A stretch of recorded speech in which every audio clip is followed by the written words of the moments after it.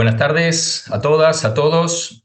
Bienvenidos a una nueva instancia, un nuevo seminario del Programa de Investigación en Desarrollo Sostenible de la Facultad de Ciencias Sociales de la Universidad de la República en Uruguay. Soy Javier Tax y en este momento coordinador del PRIDES y quería compartir con ustedes algo del contexto de la realización de este nuevo seminario virtual desde este programa que fue creado hace recientemente, un par de años, para potenciar los estudios del desarrollo desde las ciencias sociales. Y esto, para la Universidad de la República, es un nuevo salto, como fue la creación hace 15 años de la licenciatura en desarrollo. ¿Sí? Un nuevo salto justamente para reforzar la mirada de las ciencias sociales a lo que son las discusiones, los debates del desarrollo, en particular el desarrollo sostenible. Una de las ideas fuerza de este programa es intentar renovar la agenda de temas y metodologías de los estudios del desarrollo. Estos seminarios virtuales son nuestra herramienta para poder poner en agenda algunos temas importantes que quizás no son tan nuevos, pero sí que precisan hoy en día de una diversidad de miradas y miradas también actualizadas a partir de lo que han sido los cambios de la realidad a nivel global, a nivel regional y también aquí en nuestro país, en el Uruguay. De esa forma, intentar comprender mejor los procesos que están ocurriendo en la realidad y la intención es poder contribuir a su transformación hacia formas más sostenibles, más emancipadoras también de relaciones sociales y de relaciones con el medio ambiente. Hasta este momento hemos organizado otros 3 seminarios sobre los temas de crecimiento y sustentabilidad, también el segundo sobre desarrollo y la dictadura en el Uruguay, conmemorando lo que fueron los 50 años del golpe de Estado aquí en nuestro país, y hacia finales del año pasado uno sobre desarrollo territorial y los problemas de la articulación entre las diversas escalas nacional y subnacional de ese tipo de desarrollo localizado. Todas estas actividades están registradas gracias a una asociación estratégica que tenemos con la Asociación de Egresados de la Licenciatura en Desarrollo de aquí del Uruguay, con quien agradecemos en realidad a la ULED todo el apoyo para el PRIDES y esperamos poder seguir eh, trabajando juntos, especialmente en este año, como decía, de conmemoración y celebración de la creación de la licenciatura en desarrollo hace 15 años. Esta es nuestra primera contribución en este año para esa celebración. Este nuevo seminario tiene la temática de género y desarrollo como centro gravitacional, más desde la economía, pero podemos ampliarlo a una mirada integral, holística también de los temas del desarrollo, porque desde el comienzo en el PRIDES entendimos que la temática de género, la mirada de género, es no solo muy importante, sino que nos hace repensar toda la agenda del desarrollo como campo de estudio y también como forma de intervención en la realidad. ¿Sí? Entonces, enmarcamos esta actividad dentro de lo que son nuestras discusiones internas, pero que también nos gusta poder difundir y poder abrirlo a una audiencia amplia de personas que ya tienen una trayectoria en los estudios del desarrollo, pero también para las jóvenes generaciones que les interesa o que están ávidos por entender mejor de qué trata estos temas de la transformación del devenir de nuestras sociedades en todos sus aspectos, social, ambiental y económico. Este seminario fue organizado por un grupo de jóvenes investigadoras del PRIDES, a quienes les agradezco especialmente todo el trabajo que han dedicado, y le voy a pasar entonces ya mismo la palabra a una de ellas, una de sus integrantes, a Malena Montano, para que haga entonces una introducción general al tema y sobre todo una introducción a nuestras panelistas invitadas, a quienes también en nombre del PRIDES les agradezco su tiempo y que esperamos, y no tenemos duda, va a ser una contribución a este rico intercambio y debate. Así que tengamos todos un muy buen seminario del PRIDES. Bueno, gracias a Javier por la presentación y gracias a todos por estar. Como dijo Javier, nosotros quienes organizamos esta actividad integramos el programa de estudio del desarrollo y nos pasó a varias que en octubre del año pasado, cuando Golding gana el Premio Nobel de Economía, más allá de que nosotras no somos economistas, nos pareció un hito interesante por varias razones, pero en particular tenía que ver con que muchas de las contribuciones de Golding, no todas, como toda autora que ha trabajado en muchísimos temas en su larga carrera, pero especialmente algunas de sus contribuciones eran sobre temas que son gravitantes en nuestras preocupaciones, en nuestros intereses, y nos parecía que su premio por lo menos nos da una cosa como medio gratificante decir, bueno, esto que es el mainstream, como es el Premio Nobel de Economía, está homenajeando, le está dando honor a alguien que piensa, que ha pensado en muchos temas, pero que en particular, y además eso fue lo que se destacó cuando se le da el Nobel de Economía, que ha pensado el mercado de trabajo con una mirada de género y con una mirada histórica. Y entre trabajo, género, historia y desarrollo también, están gran parte de las preocupaciones que algunas de nosotras nos aglutina, y por eso nos parecía importante o interesante poder tener esta instancia y aprovechar además esto que venimos armando, que son estos seminarios virtuales para poder pensar nosotras, pero con otros, sin nada más tener las barreras nacionales.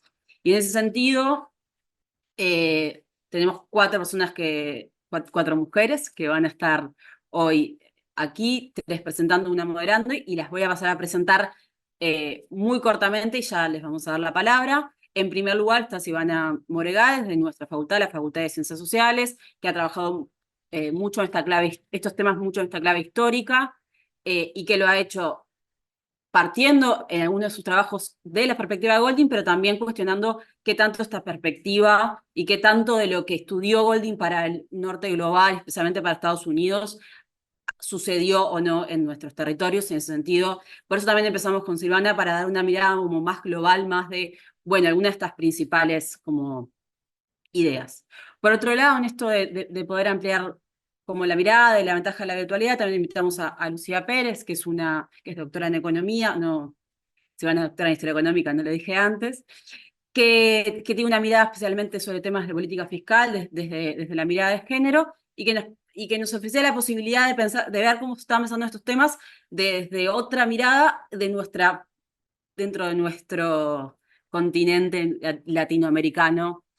Y a su vez también tenemos a Verónica Amarante, docente también de nuestra Universidad de la República, pero de la Facultad de Economía y además también con una trayectoria en la cooperación internacional, para también tener una mirada más como desde la economía, pero de forma más global sobre estos temas. Y también nos parecía que no nos podíamos quedar sin por lo menos los comentarios y la moderación de Alma Espino, que es una de las referentes que tiene nuestro país, sin duda, sobre estos temas. Y en ese sentido, la idea es que nuestras tres presentadoras puedan presentar presentaciones entre 15 o 20 minutos para después tener un comentario, una síntesis, unas reflexiones eh, por parte de Alma. Y si nos sobra el tiempo, poder levantar algunas preguntas, algunas consultas, eso vamos viéndolo. Todas las que se les ocurran vayan escribiéndolas y después vemos cómo manejamos los tiempos.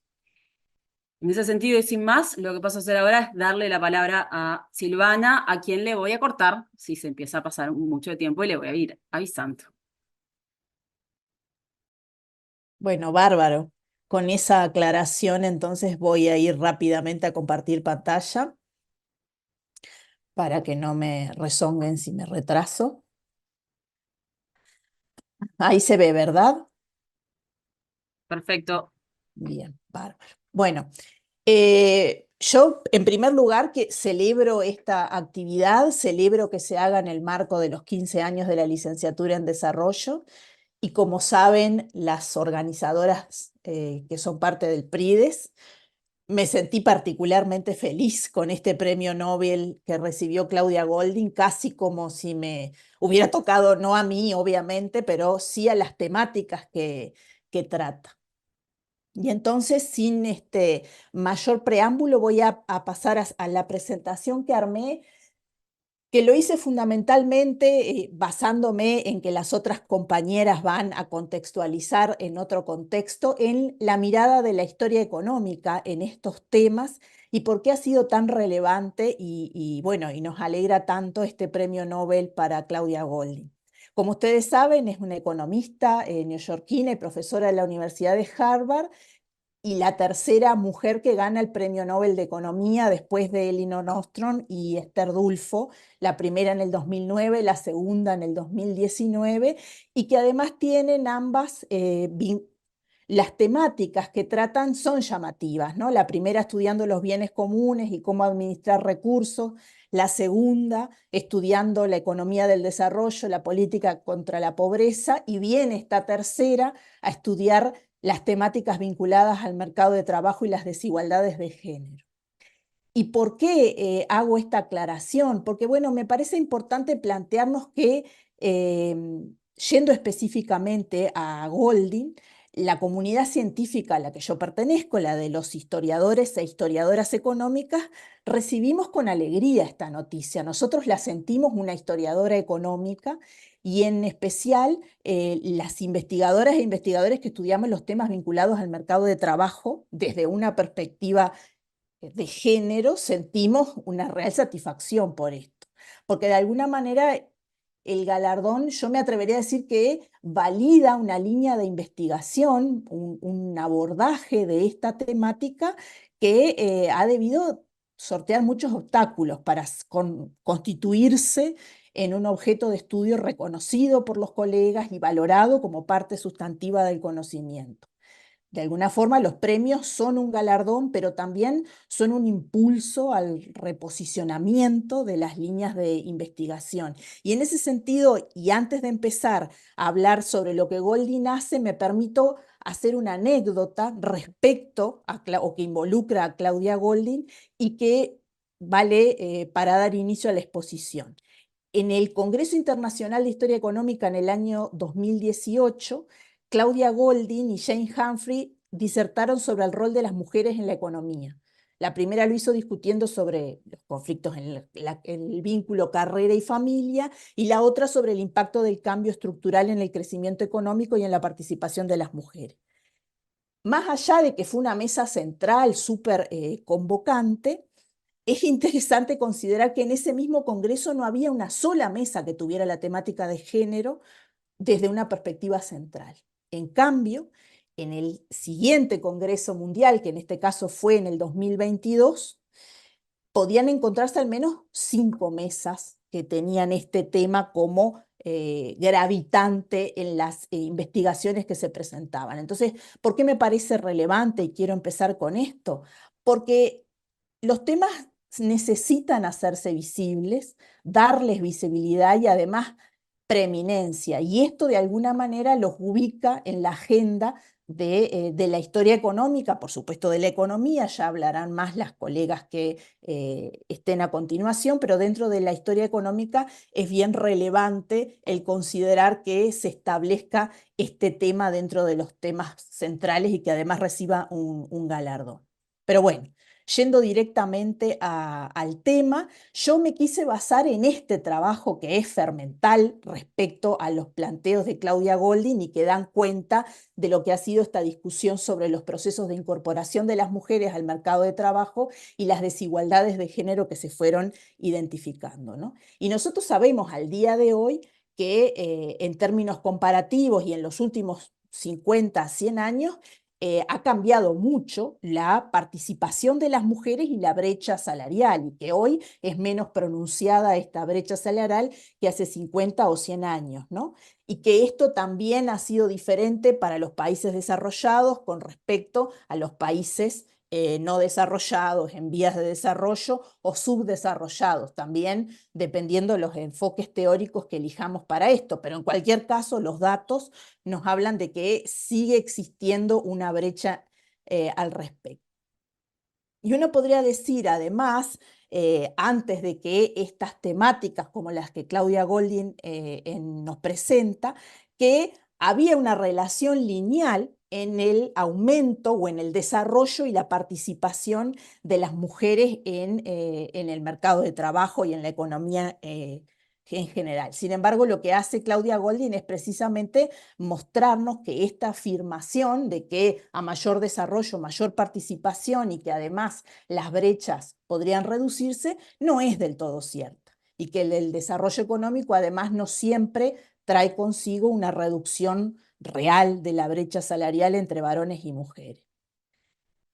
Desde la perspectiva o los estudios de Claudia Goldin, lo que nos plantean es que en economías agrícolas las mujeres tenían una participación laboral que era mucho más elevada, pero que en las primeras fases del desarrollo económico, coincidiendo con el inicio de la revolución industrial y la separación del trabajo en el hogar y el trabajo en las fábricas, las mujeres tienden a retirarse de este mercado laboral. Y conforme las economías se desarrollan y se produce el crecimiento, especialmente el crecimiento en el sector de los servicios, en esta diversificación, las mujeres empiezan a incorporarse. ¿Y cuál es el punto medular en esto? Bueno, precisamente estudiando lo que sucedió en Estados Unidos en los últimos 200 años, Claudia Goldin nos presenta como un hecho estilizado esta curva en U que describiría el proceso de incorporación de las mujeres en el mercado de trabajo a medida que se genera el desarrollo económico. Y precisamente lo que ella nos plantea en que este crecimiento no es esta incorporación o este crecimiento de las mujeres en el mercado de trabajo está lejos de ser lineal, ¿sí?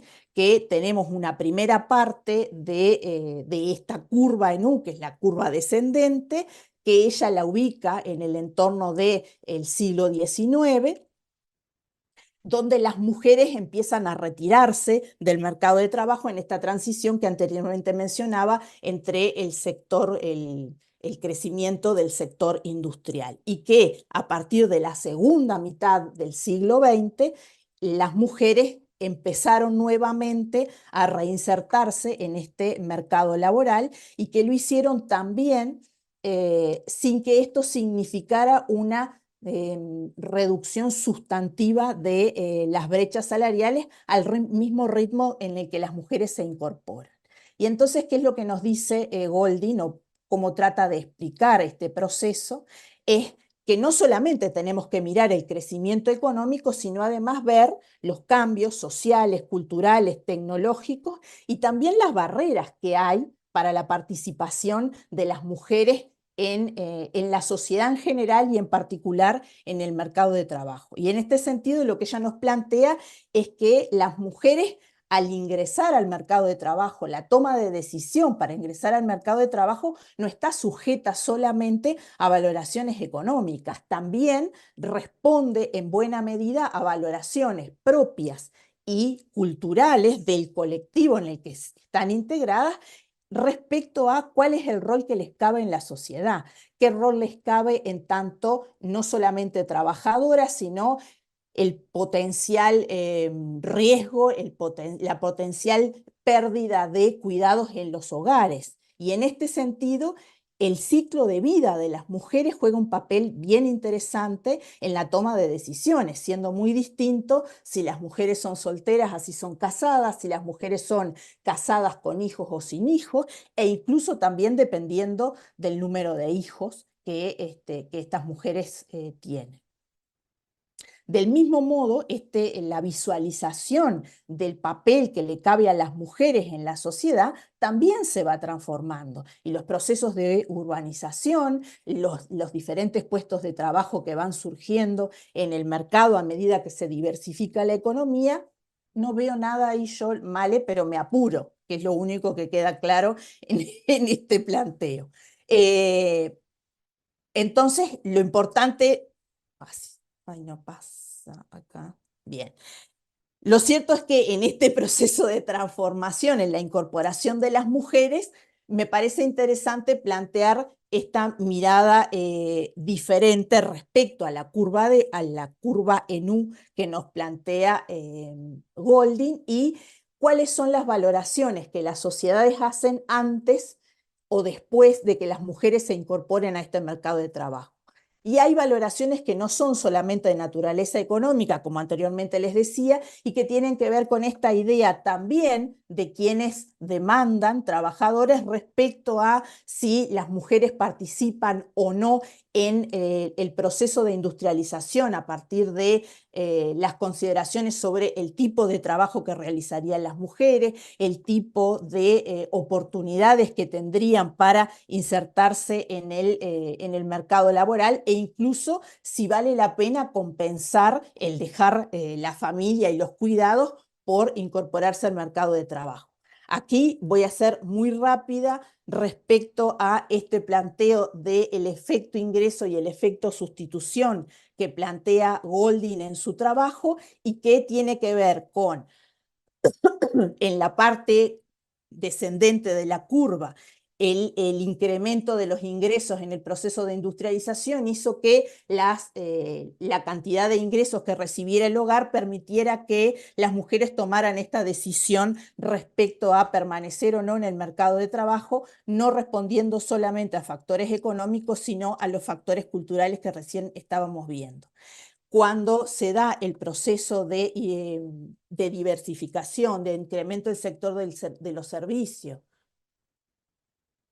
de la aparición de trabajos con mayor nivel de calificación y a su vez las mujeres incorporaron años de estudio, incorporaron otro tipo de calificaciones, allí empieza a pesar esta participación de las mujeres y a aumentar su presencia allí. No en todos los sectores de la economía, sino fundamentalmente en el sector de los servicios. Pero como decía al inicio, las valoraciones no son solo económicas y existen otros tipos de cambios tecnológicos también revolucionarios que incorporan que permiten este proceso de incorporación, que tiene que ver con la aparición de las pastillas anticonceptivas, que tiene que ver con los cambios de las expectativas respecto a la vida activa de las mujeres y por supuesto con la expansión de la educación. La pregunta central de esto, y que de alguna forma pretende hacer un cuestionamiento teórico al planteo de Claudia Goldin, es si efectivamente esto que ella logra identificar para Estados Unidos lo podemos encontrar para todos los países, o dicho de otra manera, si en general podemos identificar una curva en U en todos los casos. Me parece importante traer a Claudia Olivetti, que la sigue en estos trabajos a Claudia Goldin, pero analizando países desarrollados, y lo que ella encuentra, siendo uno amable con el dibujo, es precisamente una curva también en U, es decir, una tendencia semejante en el proceso de incorporación de las mujeres al mercado de trabajo en los países desarrollados que analiza en esta muestra. Es cierto que se le ha cuestionado bastante a Claudia Goldin si efectivamente los países no desarrollados o en vías de desarrollo efectivamente acompañan esta tendencia. Y en ese sentido, y antes de incorporar ejemplos concretos de lo que por lo menos hemos podido identificar para América Latina, yo no veo acá, sin tiempo, ¿quiere decir eso? Bueno, está. Para no mostrar nada, entonces, sí plantear, porque me parecía que estaba bueno incorporar no solamente el planteo de Claudia, sino las críticas que se le hacen, esta idea de que el desarrollo económico tiene este comportamiento en forma de U, ella lo ejemplifica o lo mide a través del crecimiento del PIB per cápita. Y lo que plantean quienes critican esta posición no es tanto si la curva en U se aplica o no en términos de el crecimiento de la economía, sino fundamentalmente que el PIB per cápita no necesariamente es un indicador útil para explicar toda esta transformación o todo este desarrollo tecnológico que va asociado a las formas diferentes en que las mujeres se integran al mercado de trabajo. Y termino por acá y entonces cuando llegue la hora de las preguntas, capaz que tengo suerte de poder mostrar qué le pasó a América Latina. Gracias. Gracias, Silvana. La tiranía, la tiranía. Le doy entonces ahora la palabra a Lucía.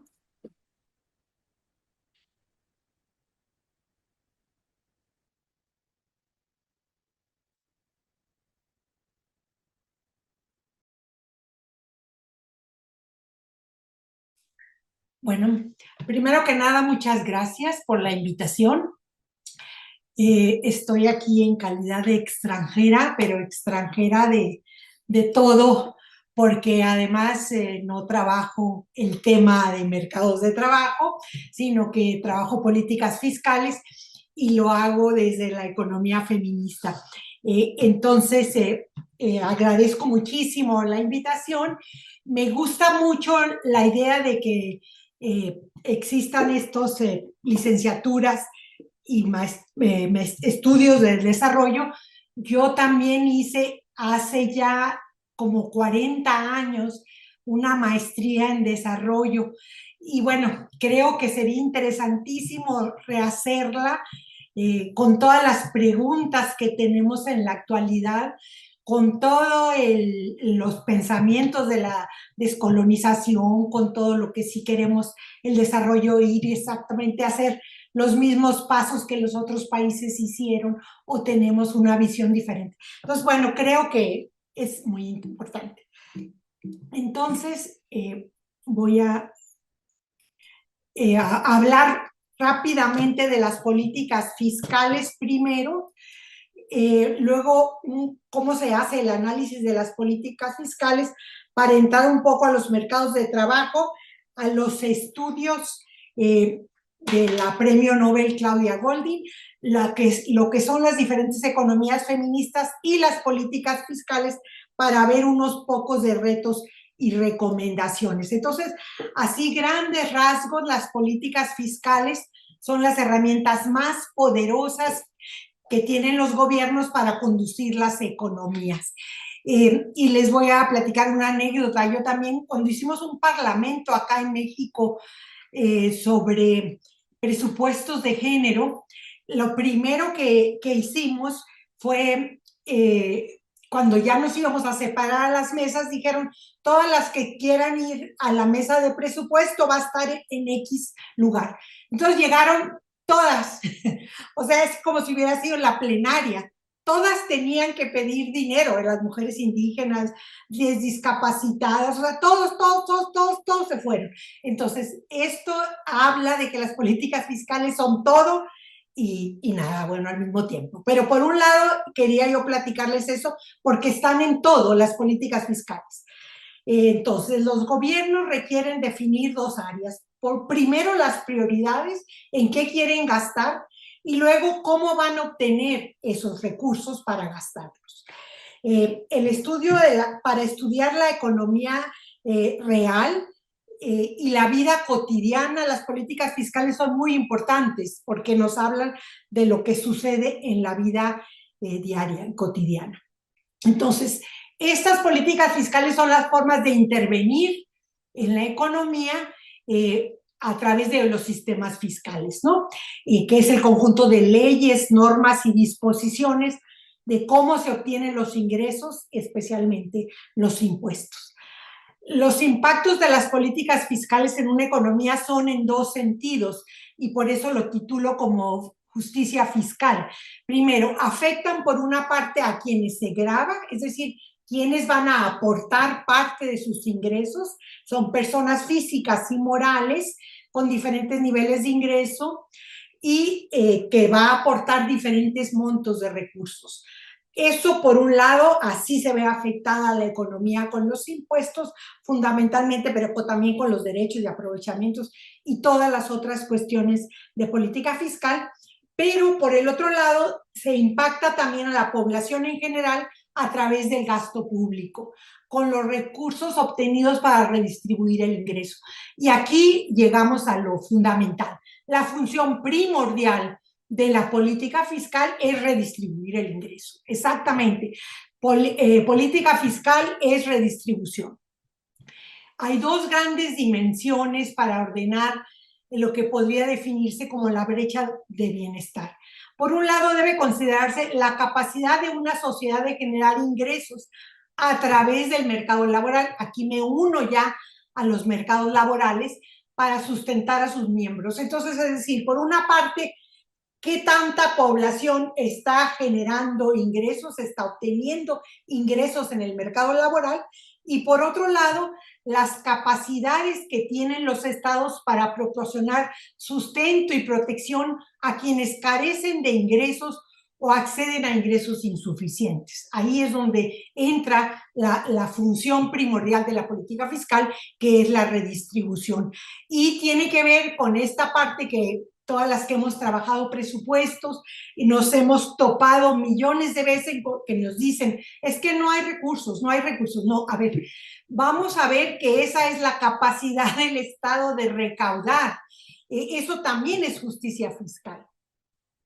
Entonces, las políticas fiscales son las herramientas con las que logra una sociedad, se logra una sociedad con equidad para estimular la demanda agregada en la economía y para influir en el curso del desarrollo de los países, ¿no? O sea, con esto es con lo que vamos a poder, si se captan muchos recursos o si los mercados laborales son muy grandes y a través de ellos se obtienen muchos impuestos, muchos ingresos para el Estado, se estimula mucho la demanda agregada y existe este crecimiento y para influir en el curso del desarrollo, pensando en la definición de desarrollo como crecimiento con redistribución. Otra vez vamos al mismo término que les vengo señalando. El desempeño de los gobiernos en la obtención de recursos públicos es la base para el logro de una redistribución del ingreso y la entrega de más y mejores bienes públicos. La principal función, como ya les dije, de la política fiscal es la redistribución del ingreso, y las políticas de desarrollo buscan el crecimiento económico con redistribución del ingreso. Esta es una de las cuestiones que a mí me gustaría discutir con ustedes. Al menos esto era hace 40 años que yo estudié la maestría la maestría en economía y el diplomado en desarrollo económico. Era lo que lo hacía diferente. Por eso queríamos que los países se desarrollaran, porque era una forma de que este crecimiento económico llegara a todos. Entonces, ¿cómo vamos a evaluar las políticas fiscales? Las políticas fiscales se evalúan con el coeficiente de Gini, antes y después de impuestos. Entonces, hay estudios de incidencia del lado de los impuestos y también del lado del gasto público para comparar la situación de los diferentes grupos poblacionales antes y después de las políticas fiscales. Y aún cuando tengo los datos muy viejos acá en la ponencia, el Gini de los 15 países de la Unión Europea era cerca de 0.46 antes de impuestos y 0.31 después de impuestos. En México era del 0.51 antes de impuestos y 0.49 después de impuestos, es decir, los impuestos y los programas sociales no estaban afectando ni moviendo las desigualdades, que es exactamente el interés que tenemos en las economías feministas para atender la economía a través de esas desigualdades. Lo puse chequé el Gini de Uruguay. Ustedes tienen un Gini mucho más alto que los nuestros. México es de estos países que no tiene, que tiene mayor desigualdad. En México, en el 2013, no hubo impacto de los impuestos directos ni de las transferencias gubernamentales. Y esto lo cito porque está muy de moda ahora todo esto de las transferencias gubernamentales. Entonces, Nora Lustig, que hace este estudio para México y otros países, dice que ni los directos ni los impuestos indirectos impactaron en la reducción de la pobreza, pero las transferencias en especie en los sectores de educación y salud pudieron impactar los resultados. Es decir, las transferencias no están modificando el Gini, no están modificando las transferencias monetarias, las desigualdades, pero sí la escuela pública, los servicios de salud pública, que por cierto ya no hay tantos en México. Bueno, vamos a los mercados de trabajo. Para entender los mercados de trabajo desde la economía feminista, vemos tenemos que pensar que existe en la división sexual del trabajo, este concepto que viene del pensamiento feminista y que lo que hace es reconocer que en la sociedad existen relaciones de poder. Y aquí que la desigualdad entre mujeres y hombres se desprenden otras desigualdades, porque la división sexual del trabajo señala que lo femenino es cuidar y lo masculino es proveer, asignando así labores diferenciadas a mujeres y hombres, lo que hace que la sociedad espere diferentes comportamientos de cada uno. Y esto pues se ve muy clara la existencia de la división sexual del trabajo cuando vemos datos por sectores, a qué sectores se dedican o hay más mujeres en el mercado laboral. Hay muchas en trabajos relacionados con cuidado remunerado, aparte del cuidado no remunerado que estamos señalando aquí en las economías feministas como la tarea de las mujeres. Entonces, la división sexual del trabajo organiza la vida cotidiana y genera la identidad de las mujeres y de los hombres, o la identidad femenina y masculina, sobre la cual se sostienen estas relaciones desiguales de poder y lo que es determinante en la estructuración de las organizaciones económicas y sociales. Es decir, en la base, en los cimientos de la organización cotidiana de la vida diaria, está la división sexual del trabajo y están ahí las desigualdades. Entonces, desde la economía feminista, desde las diferentes, porque hay varias corrientes, se señalan que los mercados de trabajo deben de tener en cuenta que existen estos dos tipos de trabajo. El trabajo productivo, que son todas esas actividades que generan ingresos, generalmente vinculadas al mercado y realizadas mayoritariamente por hombres en el ámbito público, mientras que antes solamente se decía que era trabajo reproductivo, pero ahora sabemos, y con la nueva definición de la Organización Internacional del Trabajo, que también es trabajo productivo, el de la reproducción social. Son actividades de cuidado y desarrollo de las personas, además de la transformación de bienes, donde las mujeres son las principales responsables y se da en el ámbito privado.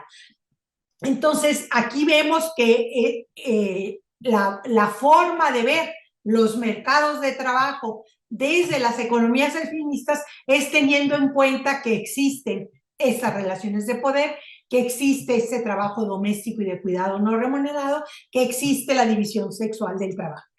Y además tenemos presente que si bien las mujeres estamos haciendo todas trabajo doméstico y de cuidado no remunerado, los varones están haciendo muy poco de este trabajo, mientras que las mujeres sí estamos, además de haciendo el trabajo doméstico y de cuidado no remunerado, incorporadas al mercado laboral o al mercado de empleo o teniendo un trabajo fuera de casa, además de este.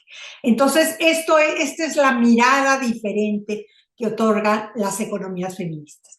Entonces, esta responsabilidad de las mujeres del trabajo doméstico y de cuidado no remunerado determina sus posibilidades de inserción en el mercado laboral y de generación de ingresos, además de su autonomía y su libertad de decisión. Entonces vamos a los estudios de la Nobel de Economía. Igual que la compañera que me antecedió, reconozco y creo que es un logro el reconocimiento al estudio de una mujer que investiga los mercados de trabajo de las mujeres, que no había sido tema prioritario y que se ha otorgado a ella sola, porque a las otras mujeres se les había otorgado junto con hombres. O sea, es el primer Nobel de Economía para una mujer sola. Sin embargo, yo pienso que tenemos que reconocer que este premio Nobel está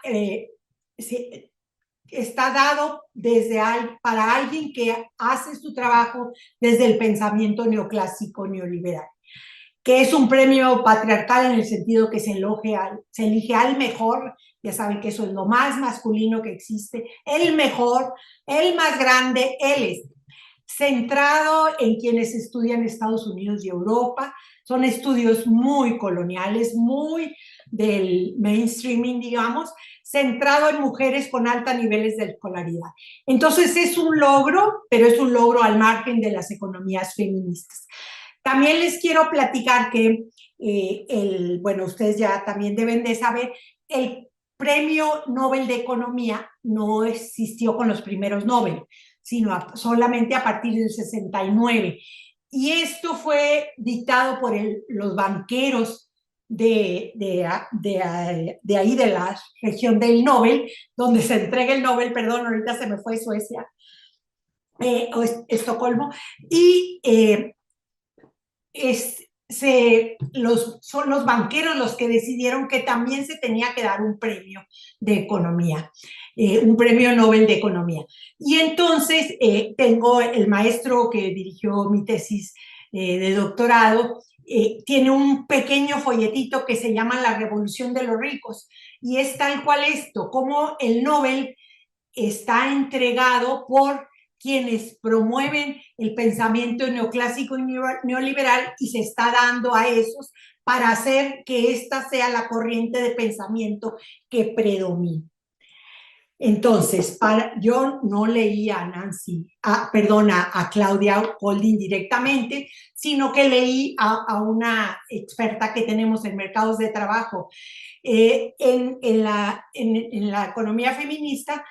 Y voy a señalar lo que ella dice, es Nancy Folber, y aquí está el artículo de donde lo tomé. Entonces dice que Claudia lo estudia desde el pensamiento neoclásico, el cambio en los mercados laborales y en el ingreso de las mujeres, y aquí empieza lo que podemos discrepar. Las diferencias de género en los ingresos las explica solo por preferencias de las mujeres. Nosotras preferimos unas cuestiones muy costosas.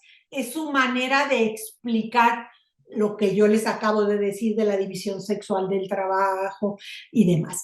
Entonces, para ella las mujeres eligen y su elección se ve limitada. No veo qué me estás poniendo. Que faltan unos 2 minutos, es Muy bien. Se ve limitada por sus responsabilidades domésticas y familiares. Las preferencias por el cuidado del hogar y de la familia son personales, no es una cuestión sistémica, estructural, que está en el meollo de la organización de las sociedades. Los resultados de dichas preferencias resultan en incrementos o decrementos de productividad. Sí señala la injusta división del trabajo, pero no explora que eso genera una desigualdad.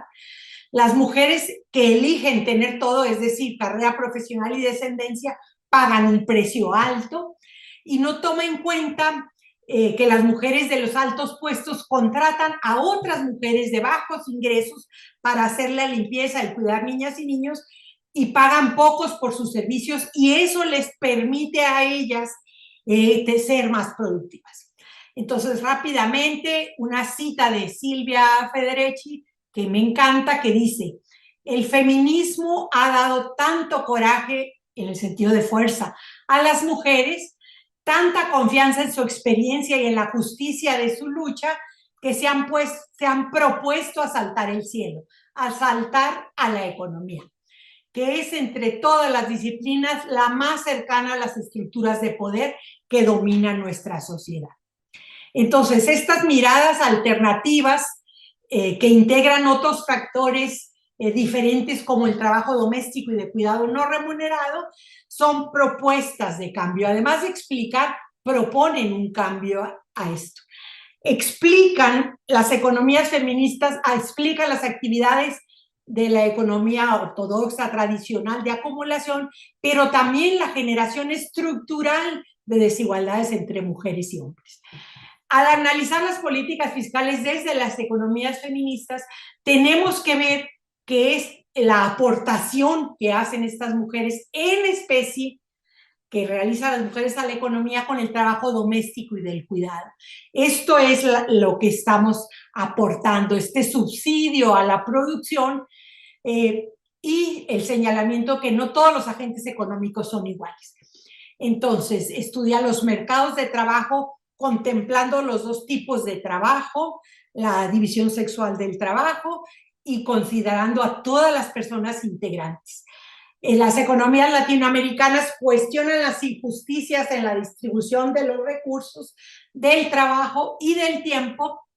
La distribución del trabajo doméstico y del cuidado no remunerado no es independiente de las diferencias de ingreso y de la pobreza. O sea, tenemos que entrar a estudiar esos temas y eso es lo que estamos tratando de hacer en Latinoamérica. Las recomendaciones y los retos, la inequidad está en el funcionamiento injusto del sistema económico, se requiere redistribuir ese trabajo de cuidado, que debería ser responsabilidad social y política y debería ser asumido por la sociedad en su conjunto, la corresponsabilidad entre todas las entes y entidades que pueden generar bienestar y cuidado, como son el Estado, el mercado, las comunidades y la familia.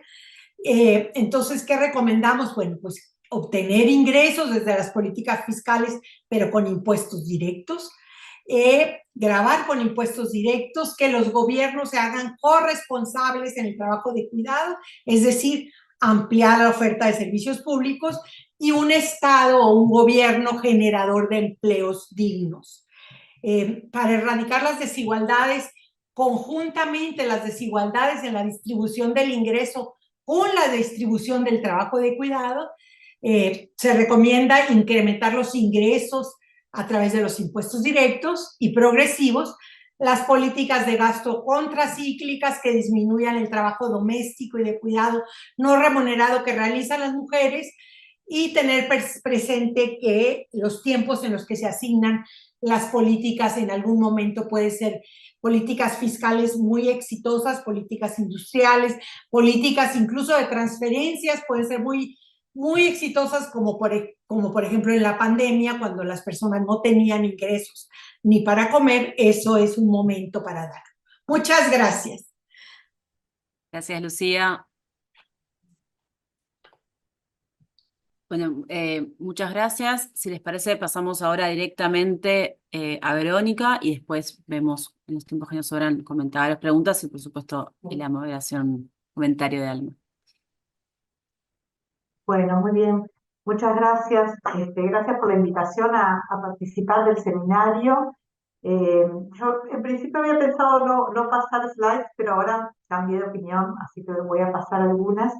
Y yo recibí algunas preguntas de las organizadoras que eran, por un lado, esto de qué significaba el premio Claudia Goldin para la economía y después, bueno, qué se investiga desde la Facultad de Ciencias Económicas, que es donde yo trabajo, en el Instituto de Economía de UDELAR, qué temas se investigan y también un poco qué temas se enseñan. Entonces, déjenme compartir y esperen porque ¿están viendo ahí mi pantalla? Sí, perfecto. Lo primero era, y espero no repetir mucho con la argumentación que hizo Lucía, pero era como ubicar a las contribuciones de Claudia Goldin, enmarcarlo un poco, digamos, en los distintos enfoques dentro de la economía.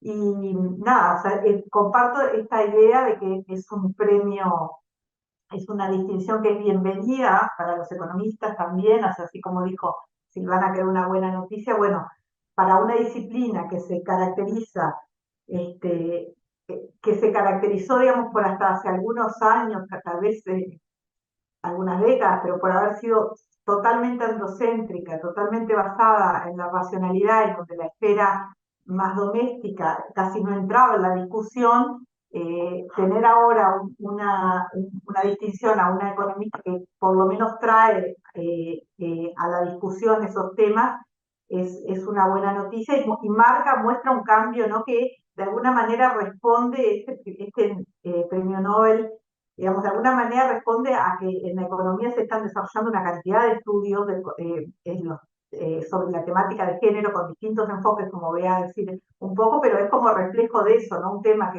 que antes entraba de una manera muy difícil y muy forzada, quiero decir, casi no entraba, casi no había espacio de discusión académica sobre estos temas, ahora se generalizó y bueno, y eso también acompaña ese movimiento. Ahora, Un poco repitiendo la argumentación de Lucía y este esquema que presento acá sobre esta idea de, bueno, cómo se desarrolló el pensamiento de lo que conocemos más como economía feminista y esta nueva economía de género, que es donde, en inglés Gender Economics, que es donde yo más bien ubicaría tal vez la mayor parte de la producción de Claudia Goldin. Bueno, esto empieza a finales del siglo XIX en las universidades de Estados Unidos con lo que se llamaba la economía doméstica, que cuando uno mira un poco los contenidos es el inicio de un campo disciplinar, pero un inicio totalmente focalizado en llevar la economía del hogar de una manera más racional, etcétera. Pero a partir de ahí, después esos propios es como la entrada de temas más domésticos, si se quiere, a la academia, y a partir de ahí se desarrollan más tarde, entre 1920 y 1950, lo que se conoce como la economía de los hogares, donde hay unas contribuciones muy importantes de muchos economistas. Probablemente la más destacada es Margaret Reid, que fue a su vez profesora de Becker, aunque no aparece citada en ninguno de sus trabajos, pero que da como, empieza a utilizar de alguna manera ciertas herramientas de las que se estaban utilizando para otros desarrollos en los campos de la economía para analizar los problemas de los hogares.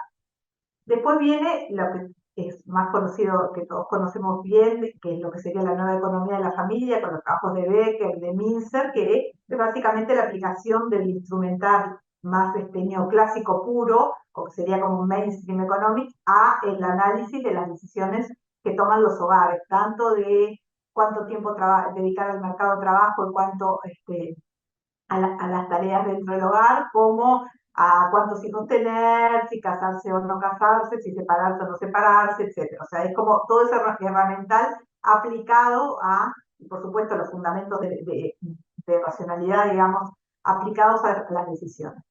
Un poco como crítica, o de alguna manera, o como reacción a esos desarrollos, empieza a tener más fuerza la economía feminista, y ahí están algunas de las autoras principales donde yo, digamos, no ubicaría a Claudia Goldin, a pesar de que hubo, ahora para esta presentación miraba un poquito cómo había salido el tema del Nobel de Claudia Goldin, y aparece muchas veces como la economista feminista, etcétera, pero, digamos, no diría yo que tiene el enfoque teórico de la economía feminista, sino más bien de la historia económica y de lo que serían ahora los estudios de economía de género, que están dentro un poco de la economía neoclásica y se enmarcan ahí. Hay un titular, por ejemplo, cuando fue el premio, cuando se anunció el premio, un titular que decía: el feminismo que no asusta, creo que era el país, el feminismo que no asusta, el Nobel a Claudia, el premio Nobel a Claudia Goldin. Pero es como una señal muy importante para la economía por la temática que trae, o sea, por los temas que trae a la discusión, ¿no? No estoy pudiendo pasar. A ver. Entonces, digamos, cuando a veces hablamos de estudios de género en economía, hay una mezcla, quiero decir, hay aportes de distintas corrientes, una perspectiva más heterodoxa de la economía feminista y una más neoclásica, que es donde yo ubicaría a los trabajos de Claudia Goldin, que tienen, por supuesto, diferencias teóricas, también diferencias metodológicas, pero también tienen algo en común, que es esta idea de, bueno, el problema que quiero resaltar, lo que quiero estudiar, es la persistencia de las desigualdades en distintos niveles de la economía, ¿no? Entonces, eso era como un poco en relación a esta primera pregunta de qué significa para la economía y cómo se ubica en el espectro de lo que se está haciendo, investigando en la economía. Y, por ejemplo, tenía algunos ejemplos del trabajo de Claudia Goldin, que ya los presentó Silvana. Entonces, hay que es como un ejemplo de la manera de mirar los problemas de la economía moderna, que es el estudio que ella publicó en el 2000, que es de Claudia Goldin y Cecilia Rus, sobre la discriminación, ¿no? Entonces, el trabajo lo que hace es que a principios de los 70 cambió la forma en que los músicos audicionaban para ser contratados en las orquestas sinfónicas, y empezó a hacer audiciones a ciegas. Esto quiere decir donde los que están seleccionando a las personas, a los músicos, no saben que están escuchando tocar a un hombre o una mujer, o sea, no saben qué persona es la que está tocando el instrumento. Entonces, lo que ellas hacen es, bueno, toman eso como un experimento natural, o sea, de alguna manera es la metodología de esta economía más, más moderna, más neoclásica, y dicen, bueno, usamos esto como o lo que sería cuasi experimental, como tomando, digamos, esta idea de las otras ciencias de tener experimentos, y analizamos cómo cambia antes y después de que se adopta esta forma de contratación, la posibilidad de que contraten mujeres. Y bueno, encuentran que hay un cambio súper significativo, o sea, en la ronda final aumenta la probabilidad de que las mujeres sean contratadas en las orquestas alrededor de un 30%, esto es Estados Unidos, ¿no? Pero entonces es como el ejemplo de, bueno, la aplicación de las metodologías estas más modernas de la economía para traer a la discusión un problema importante, que es la discriminación, que puede ser un obstáculo en la contratación de mujeres en determinados puestos de trabajo. De todas maneras, el trabajo de Golding, perdón, enfatiza mucho que las diferencias que se observan en los mercados de trabajo, sobre todo las diferencias salariales, una parte tiene que ver con discriminación, pero mucho tiene que ver con lo que ella llama la disponibilidad para trabajar. O sea, que esto quiere decir que el hecho de que los varones estén disponibles para hacer jornadas laborales mucho más largas explican gran parte de las trayectorias de hombres y mujeres en el mercado de trabajo, de los salarios, de las posibilidades de ascenso, etc.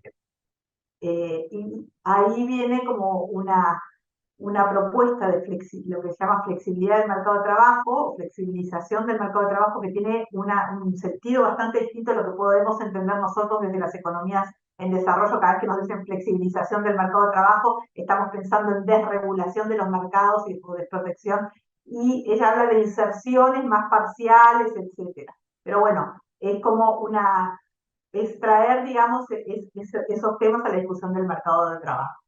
Y la segunda pregunta que me hicieron llegar era, bueno, cómo se trabajaba desde la Facultad de Ciencias Económicas en las temáticas vinculadas. Y bueno, la Facultad de Ciencias Económicas tiene, digamos, aborda los temas de género en economía, tanto en la enseñanza como en la investigación.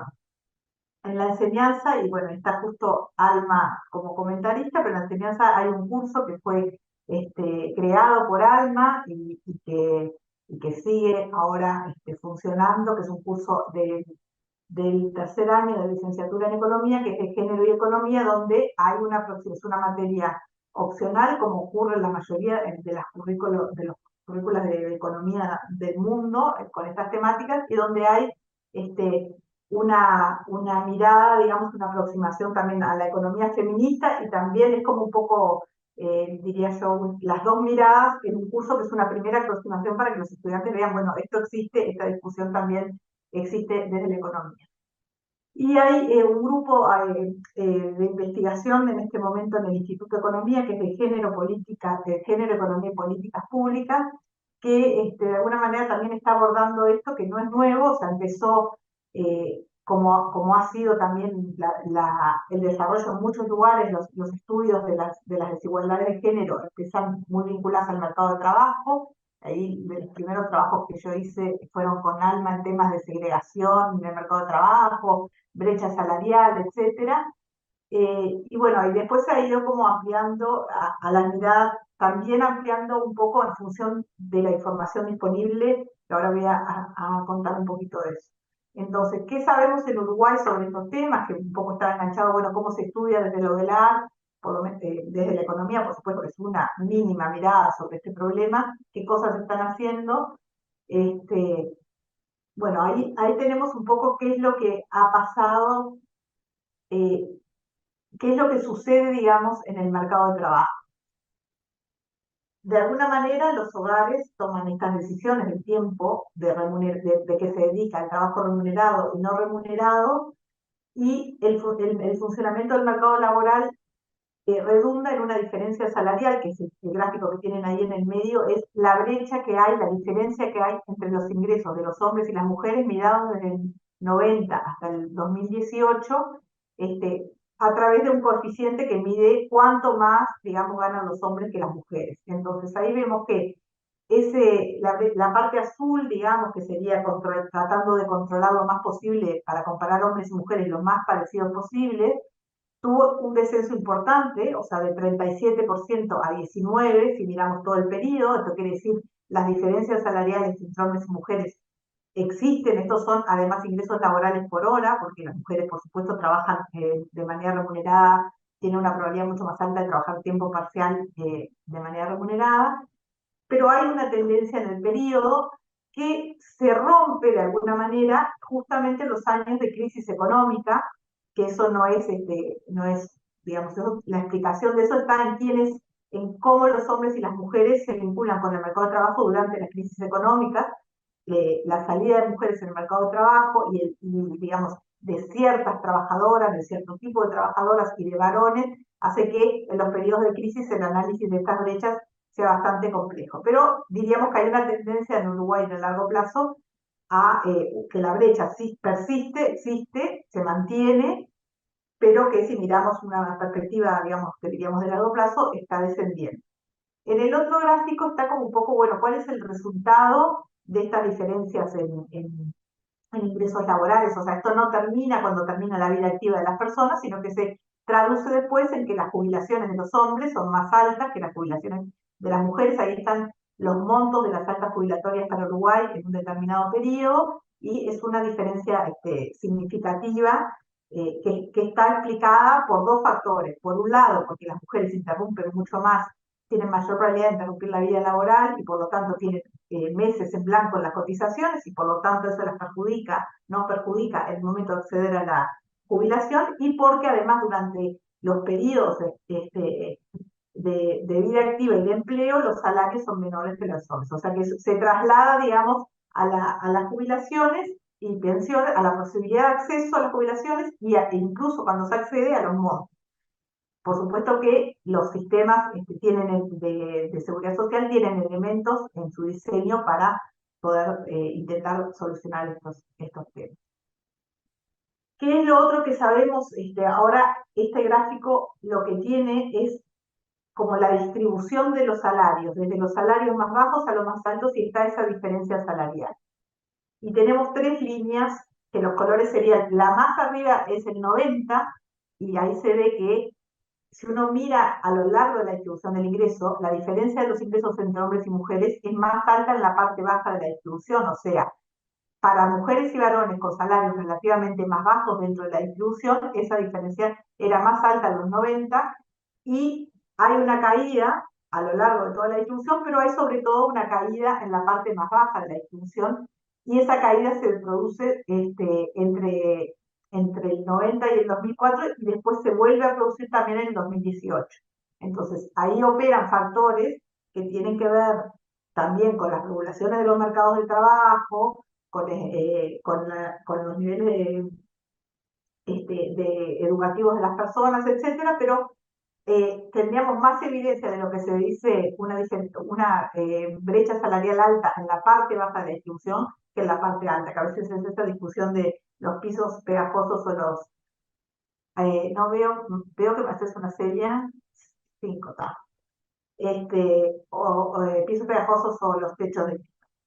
¿Qué es lo otro que sabemos que sucede en Uruguay? Todo lo que estoy diciendo son trabajos de investigación que no son de mi autoría, sino siempre decía abajo la fuente, son otras colegas que están trabajando en estos temas. Lo mismo es la mirada sobre los efectos de la maternidad en Uruguay, o sea que este trabajo a partir de los datos del Banco de Previsión Social, que tiene todas las cotizaciones de las trabajadoras, lo que hacen es comparar, bueno, a partir, el momento cero es el momento en que una mujer tiene un hijo. A partir de ese momento, si yo comparo el salario de esas mujeres que tuvieron hijos con las que no lo tuvieron, o las probabilidades de mantener un empleo formal, en realidad hay una penalización salarial que llega, si miran, a los 120 meses, o sea, 10 años después, según este trabajo, casi un 40%, o sea, es mucho, es una penalización salarial muy alta, y una probabilidad de empleo formal también, o sea, una caída importante en la probabilidad de empleo formal. ¿Qué quiere decir esto?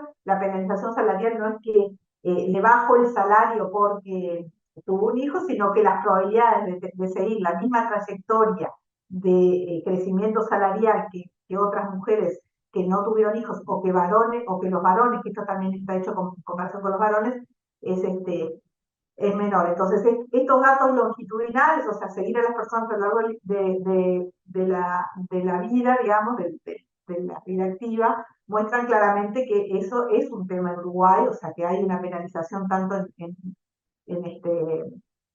salarial como de empleo asociada a la maternidad.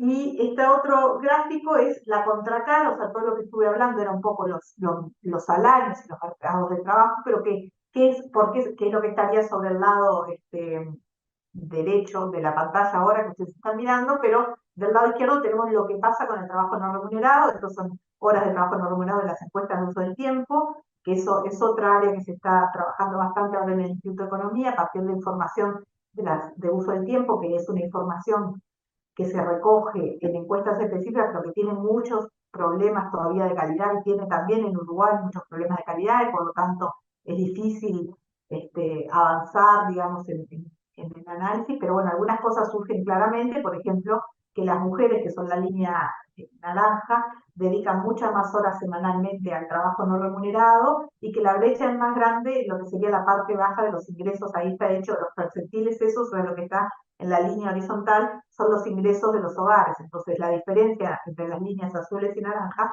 es mucho más grande en la parte baja de la distribución, o sea, en los hogares de ingresos relativamente más bajos. Esto era un poco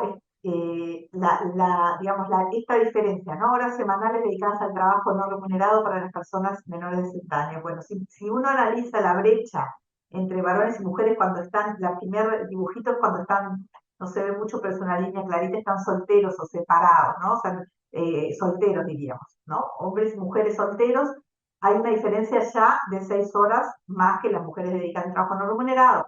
Pero cuando tomamos las parejas, cuando las personas empiezan a estar en pareja, ahí la diferencia sube a 16 horas, más trabajan las mujeres en pareja que los varones. Y si tomamos a las parejas con hijos, ahí la diferencia sube a 29 horas más, trabajan las mujeres que los varones, ¿sí? O sea, es como a lo largo del ciclo de vida esa brecha se va ensanchando, y obviamente se va agrandando, digamos, esta diferencia. Y lo último que quería mostrar es un trabajo que estamos haciendo ahora, que es tratar de comparar las 3 encuestas de uso del tiempo. Esto que está graficado acá son las relaciones o los ratios mujeres-hombres, porque no nos animamos a poner las cantidades de horas, porque las encuestas tienen, como dije, bastante problemas metodológicos, cambios de criterios, etcétera. Entonces no es tan fácil la comparación de horas absolutas, pero para mirar 3 años, o sea, hay un periodo que es relativamente largo, como del 2007 al 2021, pero a los ratios estos sí les creemos, como decimos nosotros, o sea, esto sí da bastante consistente con la información. Y ahí se ve que el celestito, que es el trabajo remunerado, esa barrita va creciendo en el tiempo, o sea, la brecha se va cortando muy lentamente, porque las mujeres se van acercando, digamos, a ese trabajo, a las horas de trabajo remunerado de los varones. Igual está todavía muy por abajo del 1, que sería que en promedio dedicaran la misma cantidad varones y mujeres. Y ahí en los 3 verdes, que son bastante confusos, pero está separado dentro del total del trabajo no remunerado, el trabajo doméstico, que es el verde más oscuro, y después el de cuidados, y la suma de los dos, que es lo que sería el verde más clarito. Y ahí también se ve que la diferencia de horas del trabajo no remunerado, con una perspectiva de 15 años, que sería más o menos 14 que hay acá, esa diferencia se va acortando, y se va acortando en realidad más bien por el trabajo doméstico, no por los trabajos de cuidado, ¿sí? En realidad la brecha en trabajo de cuidado se agranda, a pesar de que disminuyen las horas que tanto hombres como mujeres dedican al cuidado en estas encuestas, ¿sí? Entonces, sobre todo entre el 2013 y 2021, que probablemente tiene que ver con la expansión de los servicios de atención a los niños más pequeños, etc. Pero bueno, básicamente la idea era esa. Esto es un poco graficado por edades, los 3 años, eh, están los hombres y las mujeres, y en el eje horizontal están las edades. Entonces ahí en la parte celeste es el tiempo que dedican varones y mujeres al trabajo no remunerado. Visualmente es bien claro que las barritas celestes son mucho más grandes para los varones que para las mujeres en todas las edades, pero que la diferencia se va acortando. Si miramos el primer panel, que es 2007, con el último, se va acortando. El tiempo que se dedica al trabajo doméstico, que es como el verde más oscurito, va disminuyendo las mujeres si miramos el periodo de tiempo, y eso hace que se vayan acortando esas brechas, y el tiempo que se dedica a los cuidados, que esto es lo que les mencionaba antes, disminuye tanto para hombres como para mujeres. Entonces, la brecha esa no se acorta porque en relación el ratio, digamos, no disminuye, pero si miran el verdecito este de arriba, es mucho menor, mucho más chico para las encuestas del 2013 que el 2021. Perdón, el último panel ahora veo que dice 2013, pero es 2021. Entonces, un poco la idea es persistencia grande de esas brechas muy centradas en el trabajo doméstico, también en cuidados, y descenso de los tiempos dedicados al cuidado, tanto de hombres como mujeres. Y bueno, por acá lo dejo para pasar a la discusión. Gracias. Bueno, muchas gracias, Verónica, por toda esta información que no nos hace sentir para nada depresivas en este hermoso día montevideano. Y pasamos entonces con Alma. Bueno, eh, procuraré ser breve y no reiterar lo que ya se ha dicho, pero antes que nada, bueno, quiero saludarlas a todas y a todos, decirles que me alegra especialmente estar en esta actividad por varias razones. Bueno, porque estoy acá viendo los nombres y las caritas de personas que conozco desde hace muchos años, desde estudiantes que han sido pasantes, han trabajado con nosotras, así que eso me alegra mucho. Me alegra mucho ver a Lucía, con quien hemos trabajado muchos años y bueno, y ahora últimamente pandemia, etcétera, etcétera, nos hemos dejado de ver de cerca, digamos, un poco. Y bueno, a Silvana, que hace mucho que la conozco, también le agradezco la invitación a participar. Yo con la licenciatura en desarrollo tengo una historia, porque cuando empezó, que todavía no era licenciatura, no me acuerdo cómo se llamaba, eh, con Paola Azar trabajamos dando algunas clases sobre género en aquel tiempo. Eso por un lado. Y por otro, como les decía, porque bueno, en CIEDUR, que es la ONG en la que yo he trabajado y en la que estoy todavía, hemos tenido el gusto de tener pasantes y de trabajar con Javier Tax también, bueno, en eso. Así que dicho todo eso, bueno, tengo muchas interrogantes y muchas coincidencias y algunas no son tan coincidencias. Pero, a ver, el motivo de esto ha sido Claudia Golding y efectivamente yo creo que está bien considerar que le ha dado un empuje a nuestros temas es decir, a las mujeres haciendo ciencia económica, etcétera, ¿no? Eh, Creo que para las economistas especialmente tiene una importancia. Ahora yo me iba a preguntar y iba a hacer un comentario similar al de Lucía, pero esto de por qué nos tienen que validar precisamente, nos tienen que validar desde ahí, ¿no? Sería hipócrita si no me diera cuenta por qué, digamos, ¿no? Es que me doy cuenta por qué, pero entonces me parece como bueno pensarlo. Y cuando digo esto, digo porque también, eh, voy a hablar por mí, uno ha tenido que hacer trabajos que poco tenían que ver con las cosas que uno pensaba, que usaba otras metodologías, pero bueno, uno tenía que publicar, uno tenía que entrar en la carrera de alguna manera, y también es verdad que a ver, la economía feminista, sobre lo cual después hablo algo de los feministómetros, pero la economía feminista es nueva, ¿verdad? Una corriente nueva que le faltan desarrollos de metodología, le faltan una serie de desarrollos, en mi opinión, que muchas veces nos obliga a trabajar con lo que tenemos, con lo que de alguna manera está validado. Así que, bueno, eso por un lado. Me gustaría comentar, capaz que atado a este esquema que planteaba Verónica y a estos puntos de vista, yo no estoy muy segura, a ver, sin dudas, yo me inscribo dentro uno de los pensamientos que integran la economía feminista, ¿no? Que hay varias personas que se definen tan economistas feministas como yo, como Lucía, en fin. Y eso a mí me parece bien, es decir, no tener un feministómetro para decir aquella es más feminista que yo, la otra, etc. No obstante, de cualquier manera, tengo, y lo dejo como pregunta, o para la conversación, para la discusión, si los trabajos de Golding se pueden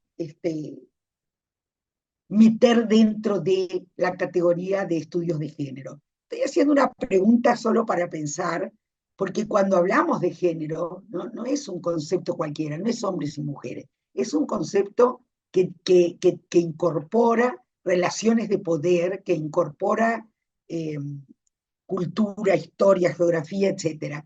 Entonces, si hay algo que falta en algunos de estos trabajos que conocemos muy bien, son incorporar precisamente eso, que existen relaciones desiguales de poder, lo cual no es de extrañar, porque partiendo de la teoría neoclásica, meter a prepo relaciones de poder cuando las relaciones sociales no están incorporadas es complejo. Entonces, por un lado eso. Respecto a los trabajos de Golding, yo creo que nos ayudan a conocer muchísimo de la realidad, tanto como todo lo que nos ha mostrado Verónica, que es súper interesante, es decir, la realidad hay que conocerla. Ahora, desde mi acepción de economía feminista, yo creo que la realidad hay que cambiarla. Entonces, para eso necesitamos esto que yo decía, hacer preguntas nuevas, buscar metodología, trazarnos distintas hipótesis. Cuando Lucía decía, hace 30 años yo estudié desarrollo, y qué interesante, ¿no? Si hoy Lucía estudiara desarrollo, yo hace como 20 también, no me acuerdo cuántos, bueno, en CEPAL, tendría muchas más preguntas, tendría otras hipótesis, porque bueno, en el fondo de eso se trata la investigación, de eso se trata la ciencia, y creo que ese es un camino que hemos recorrido con dificultades, etcétera, las economistas feministas. Y con la ayuda, digamos, de la asistencia de todas y todos los que han contribuido a aclarar todos estos aspectos de la realidad. En el trabajo de Golding, además, me parece que falta, y que es, no para criticarla a ella, sino para señalarlo como una tarea nuestra, el tema de la interseccionalidad. Es muy importante, ¿no? Cuando hablamos yo con los compañeros del Instituto de Economía, ya hace algunos años, trabajamos bastante el tema de la oferta, la elasticidad de la oferta de varones y mujeres, y tratamos de abrir eso en grupos, y uno mira que, como creo que lo decía Verónica en algún momento, un comentario, las brechas de género incluso no son las mismas dependiendo del sector de hogares o del sector de los trabajadores y trabajadoras que busquemos, ¿no? Con Daniela de los Santos yo hice algunos trabajos de segregación para OIT y para PNUD sobre varios países de América Latina y tratamos de desagregar lo más posible distintos grupos de mujeres y esto lo pudimos evidenciar. Me parece que es muy importante.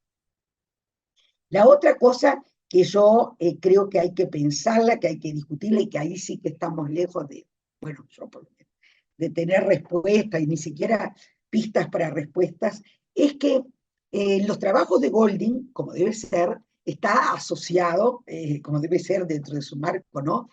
Salarios y productividad. Y esto es un problema para nosotras, ¿no? Porque ¿qué es lo que se considera más o menos productivo, ¿no? ¿Cómo se discute la productividad? Porque, a ver, hay una cosa que cuando quienes hemos estudiado, con Verónica lo hicimos para el Uruguay, lo hicimos para muchos países, cuando uno se mete a estudiar el mercado de trabajo y ve cómo las ocupaciones feminizadas son las que tienen más bajos salarios, por ejemplo. Bueno, ¿quién dice que es más productiva una actividad que otra? Sobre todo, porque si nosotros partimos de una perspectiva feminista y sabemos que el trabajo doméstico y de cuidados no remunerados, la disciplina económica, tiende a invisibilizarlo, es decir, a no verlo como un aporte económico, cuando en realidad es la base, es decir, no es solamente algo que hacemos las mujeres para que la familia viva bien, porque hay que cuidarnos, porque tenemos que mantenernos nosotros y los otros, sino porque es un insumo para el desarrollo del sistema económico capitalista, es decir, se reproduce la fuerza de trabajo, se reproducen las generaciones, y una buena parte de esa reproducción social se da en ese tipo de actividades. Sin embargo, esas son las actividades que no se consideran, y cuando se hacen en el mercado, bueno, también no se considera la misma productividad. Entonces, yo lo que me parece que eso hay que pensarlo más, hay que por lo menos ponerlo en discusión, me parece importante.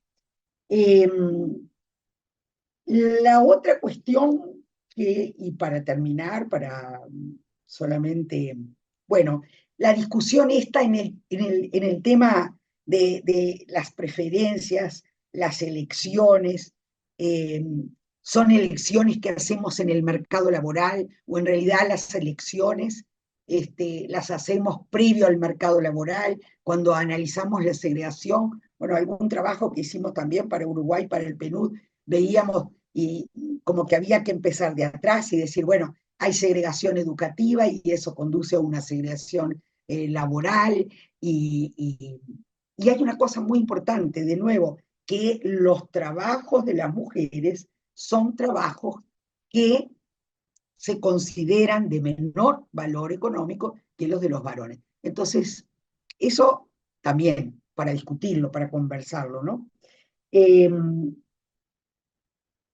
Después me gustaría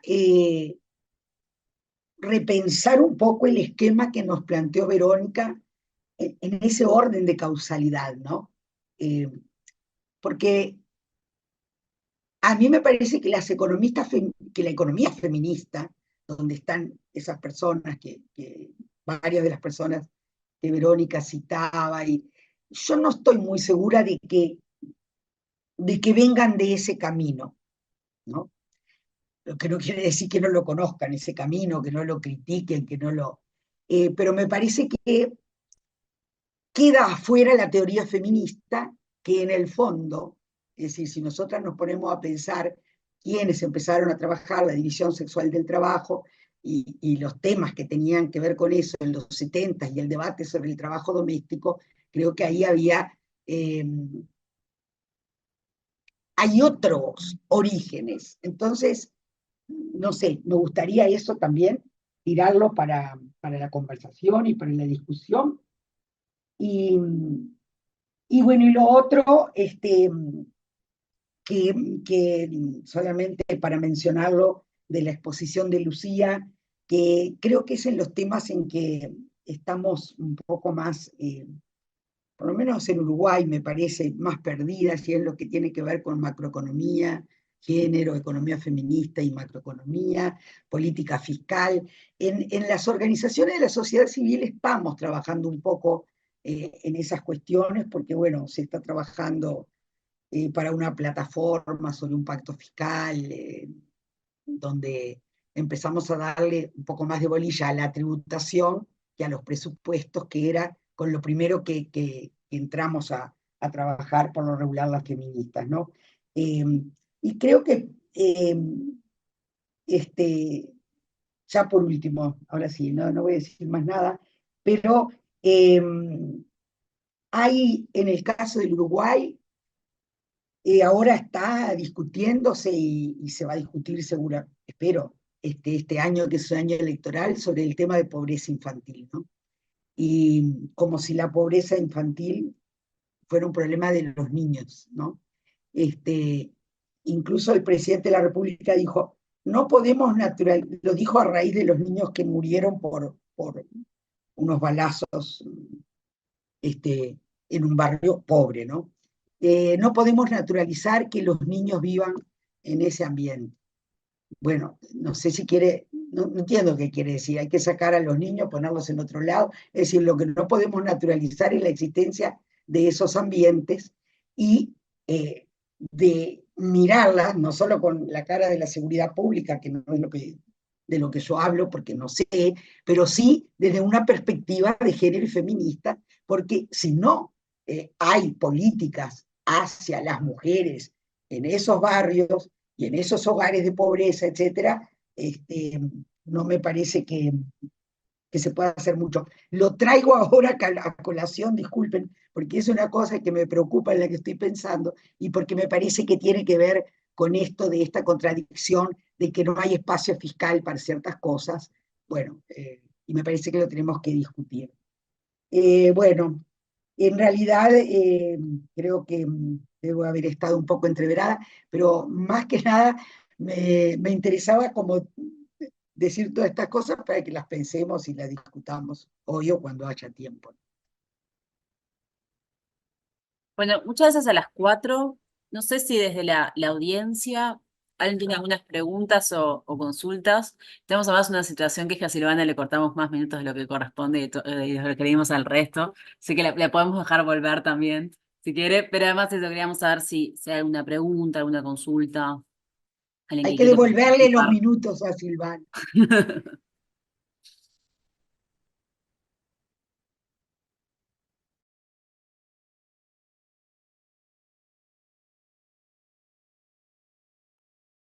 Bien, Javier. Gracias, Javier. Te tiró el centro, Silvana. Ahora te toca cabecear. Perdón por la metáfora futbolística. Pido Sí. perdón. En realidad yo escuché a las tres compañeras que vinieron después de mí muy atentamente porque, claro, ahí me di cuenta, yo me sentí más un sapo de otro pozo viniendo de la historia económica y me llamó la atención encontrarme ubicada defendiendo la teoría neoclásica de Claudia Goldin. Me sentí un poco rara, pero eh, yo voy a reivindicar esto y espero que se interprete bien. Desde la historia económica, los estudios, voy un paso previo. Desde la historia económica, la perspectiva feminista está lejos de estar instalada, muy lejos. Esta cuestión de la economía feminista que ustedes estaban trayendo sobre la mesa, en realidad es una discusión que se debe a la historia económica de incorporarla como parte de eso, y saben las compañeras con las que hemos trabajado en algunos trabajos en común que a veces hay que salir a bucear enfoques de género dentro de la historia económica. Desde esa perspectiva, y lejos de considerar, yo no la considero, pero creo que ella tampoco se considera feminista, Claudia Goldin tiene un valor súper importante en los aportes que ha hecho a la historia económica en la medida que hizo visible este proceso de incorporación de las mujeres al mercado de trabajo, diferenciando una historia de largo plazo entre varones y mujeres. No voy a entrar en consideraciones de si lo hizo porque tiene la preocupación por reivindicar el rol de género, el rol de las mujeres en esta cuestión relacional de varones y mujeres, pero sí que nos aportó una forma de discutir esta mirada de largo plazo y de plantear que crecimiento económico primero o desarrollo después no es sinónimo de que se incorporen de la misma manera y que se incorporen a este mercado laboral en las mismas condiciones, porque creo que también yo me basé en sus primeros trabajos, digamos, respecto a esto, fue incorporando otras cosas. Desde esa perspectiva, creo que la herramienta que ella trae para analizar esto, que tampoco la inventa ella, porque no mencionamos, pero otra economista que tampoco se consideraba feminista, pero que se reivindica como una de las primeras que incorpora estas temáticas, es Esther Boserup, que en los 70 estaba planteando, bueno, sí, las mujeres se incorporan a la economía en forma diferente. No lo hacen en todos los lugares ni en todos los modelos de la misma manera. Bueno, creo que reivindicando ese proceso, Claudia Goldin nos muestra cómo en el caso de Estados Unidos se ha dado. Quienes la han seguido han tratado de ver si ese proceso se acerca, y aquí yo aprovecho la pregunta de Javier para decir, bueno, ¿qué le pasó a América Latina? Y creo que América Latina es un buen ejemplo de que este proceso que Claudia Goldin nos muestra para Estados Unidos no aplica, porque no aplica para el conjunto de los países. Si me permiten compartir, y ahora sí aprovecho mis 5 minutos faltantes, de la única, lo que me parece interesante poder mostrarles. Se ve ahí, sí, ¿verdad? ¿Se acuerdan que yo les mostré primero el gráfico de el que Claudio Olivetti trae los países desarrollados y dice, bueno, a ver si se aplica la U de Claudia de Claudia Goldin para todos los países desarrollados? Y bueno, siendo muy amable, uno podría decir, sí, eso se ve. Y acá lo tienen en los puntos rojos, digamos, hay una suerte de, a lo largo del siglo XX, proceso de incorporación de las mujeres con entradas y salidas del mercado de trabajo. Y vean ustedes que en América Latina esta U no parece necesariamente ubicada y tiene que ver con qué, también con la estructura productiva de América Latina, con los modelos de desarrollo que América Latina tuvo a lo largo del siglo XX, de que además, y esto por lo menos a mí me parece súper significativo, esta idea de que las mujeres se incorporan al mercado de trabajo cuando aumenta la diversificación y la estructura productiva. En América Latina encontramos que las mujeres se incorporan a partir de los años 60, a pesar del proceso de descentralización, a pesar del crecimiento del sector de los servicios, y dentro del sector de los servicios no necesariamente los más calificados, no esta idea de que las mujeres se incorporan a los trabajos de cuello blanco. ¿Por qué? Porque tenemos mujeres que se incorporan en el contexto de la reprimarización de la economía a los sectores agroindustriales, por ejemplo, donde son las menos calificadas, donde reciben las remuneraciones más bajas y sin embargo no dejan de participar. Entonces, no es una cuestión automática de que a medida que crezca el producto, estas mujeres se van a incorporar, pero tampoco es que las mujeres van a pasar a integrarse a la economía una vez que esta economía crezca, se diversifique y se desarrolle. Hay otras dinámicas que movilizan esta incorporación, que tiene mucho que ver con lo que estaban planteando las compañeras anteriormente respecto a no solamente lo que demanda el mercado, sino las necesidades o la oferta de trabajadoras, las necesidades que se dan en tanto mujeres y su doble condición de trabajadoras, pero también integrantes de núcleos familiares, de contextos familiares que se transforman. Esto se atraviesa con, si se quiere, los aspectos demográficos, la segunda transición demográfica, los cambios en la familia, la reducción de la fecundidad. Evidentemente no es solamente una cuestión de cambios en la demanda, y creo que lo que hace Goldin es poner esto sobre la mesa como uno de los factores, pero no necesariamente, insisto en esto, considerándose dentro de esta teoría feminista que problematiza los roles de género. Siguiendo con la anécdota con la que yo empecé, diría que Jane Humphrey, que fue la que se sentó con ella, que sí se identifica como feminista, está lejos de compartir las posturas de Claudia Goldin, y sin embargo creo que, bueno, que las dos a su manera y con ciertos enfrentamientos teóricos y hasta ideológicos, podríamos decir, contribuyen a esto, a que el tema se ponga en agenda. Después estará en cada una de las investigadoras y los investigadores desde qué base teórica definen tomar estos temas, pero ya que exista, para mí tiene un valor, y bueno, yo quería reivindicar esto en el cumpleaños de Goldin por haber recibido el premio Nobel. Muchas gracias. Y creo que estaba bien, porque cuando estábamos hablando de este seminario, nosotras también nos preguntábamos un poco, ¿no? Bueno, esto es un hito, también por qué es un hito, esto de que el premio Nobel ni siquiera es el premio Nobel, le da como hasta un color especial. Y esto, bueno, había algo de reivindicación, pero también por eso, pero también había ganas de escupir un poco la fiesta, pero no tanto. En eso creo que este cierre ayuda como en ese péndulo de pensar un poco los aportes, pero también las limitaciones y los desafíos a futuro, y esto de si ayuda un poco a la visibilidad y por todo lo que ha hecho y un trabajo empírico que es re interesante, gracias, pero bueno, también pensando a futuro, por supuesto que hay que ir más allá de Goldin y más allá de sus enfoques teóricos, aunque sus enfoques teóricos también tienen un lugar, porque ese feminismo que no incomoda también entra a lugares que el feminismo que incomoda más no entra. Y en eso a veces nos podemos pensar más en alianza que en otra cosa. No sé si hay alguna otra pregunta o consulta o algún otro comentario que quiera hacer nuestros participantes, asistentes. ¿Alma? No, sí, yo quiero decir a Silvana que yo coincido con estos planteos. Por eso yo hoy decía al principio, mucho de lo que se ha producido, o todo, lo que ha contribuido es a mostrarnos la realidad. Ya después, como yo le digo a los alumnos siempre, bueno, nos ponemos los lentes de género para ver cómo eso se mueve.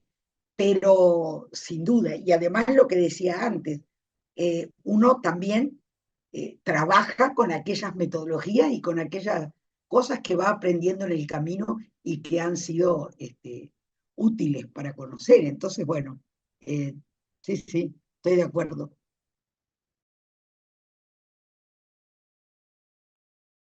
Lucía, Sí. está silenciada. Listo, no encontraba el... Yo nada más agregando a lo que dice Alma de que se pueden acercar a los temas desde diferentes puntos, yo me cuestiono, y precisamente porque es el desarrollo, que es una de las preguntas que todas y todos nos hacemos, si hay que seguir ciertos pasos para llegar a ser desarrollado y si todos los países tienen que seguir los mismos pasos. Y creo que es algo semejante en estas cuestiones de economía, que si tenemos que empezar por aprender a desagregar por sexo la información y obtener unos resultados. Después, aprender a hacer un análisis de género y que si todas y todos tenemos que seguir esos pasos. O sea, esa es pues la duda de que si hay otras formas. Ahora que he estudiado la decolonización, por ejemplo, pues es que es otra forma diferente completamente de lo que buscan para el desarrollo. Entonces también hay que tener en cuenta que hay otros caminos, ¿no? Gracias. Muchas gracias. Si no hay nadie más, le dejo a Javier para que nos cierre y nos mande a nuestros hogares. A trabajar. Bueno, muy, muy importante, interesante toda la conversación. Gracias, Malena, Eliana, Cecilia, Magdalena, bueno, Mayra, todos los que estuvieron atrás de esta actividad. Tengo algunas cosas, las voy a dejar más que nada de preguntas. Creo que hay un elemento que se está debatiendo en nuestros países muchas veces, desde posturas también bastante conservadoras, que es el tema demográfico. Y esa idea de decir, bueno, se necesitan para el desarrollo económico y para todo lo que tiene que ver, algunas políticas públicas, y hay como una vuelta, ¿verdad?, atrás a ciertos roles que me parece que también hay que, eh, bueno, apuntar, ¿no? Y cómo poder responder a partir también de esas curvas y pensar para el proyecto futuro, ¿no? No solamente en países de América Latina, sino también la discusión a nivel global, el tema de China, en fin, que está preocupada también por su demografía. Pero después en lo concreto, para cerrar, agradecerles a las invitadas, muy, muy enriquecedor. Y bueno, ojalá que este registro pueda ser también visualizado por más personas. Vamos a difundir los vínculos para la sala o el YouTube de AULED. Y entonces, bueno, creo que también otras personas van a poder aprovechar este intercambio y el debate que estuvimos conversando. Que regresen bien a sus hogares, quienes no están en sus hogares, y nos encontramos en la próxima actividad, que van a ser, como todo en este año, en el marco de la celebración de los 15 años de la licenciatura en desarrollo, y también agradecerle las palabras que tuvo Alma al principio de su intervención, como una socia sin condiciones de lo que ha sido el proceso de trabajo de estos estudios del desarrollo en la Facultad de Ciencias Sociales. Así que esperamos que se sume también Lucía en el futuro, Verónica, que también siempre ha estado muy cerca, y muchas más para seguir entonces enriqueciendo nuestras conversaciones. Saludos a todas y todos. Chao. Ah, Bueno, Gracias. buenas noches.